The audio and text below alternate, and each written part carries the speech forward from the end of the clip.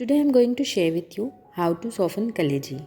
Kaleji will become too softened if you will follow my step of cooking. Here I have taken 1 inch of ginger, 8 to 9 pieces of garlic clove, 3 to 4 green chili, few coriander leaves, half small piece of cinnamon stick and 2 green cardamom. Grind all these things and make a fine paste out of it.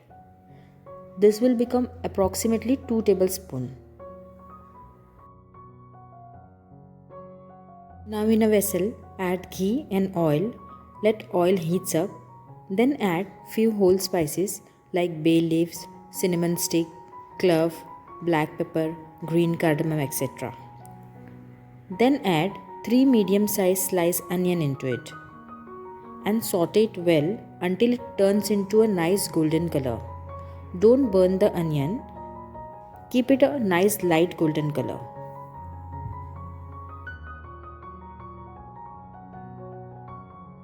Then add 1 tomato. Allow it to soften. After adding tomato, if you'll cover its lid and keep its flame low, tomato will get softened quickly.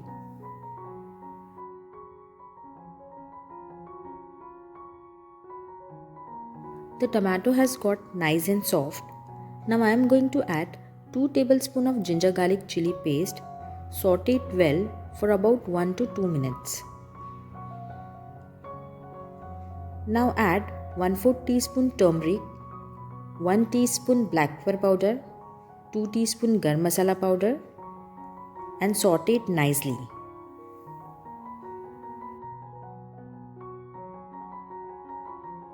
At this stage, don't add salt into it.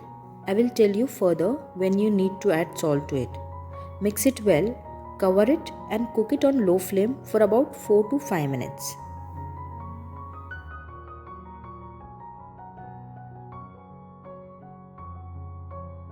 It's been 5 minutes.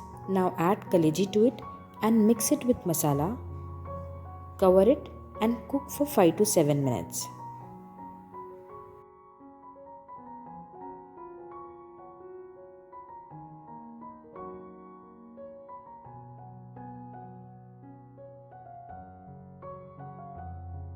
After 5 to 7 minutes, you can add salt to it.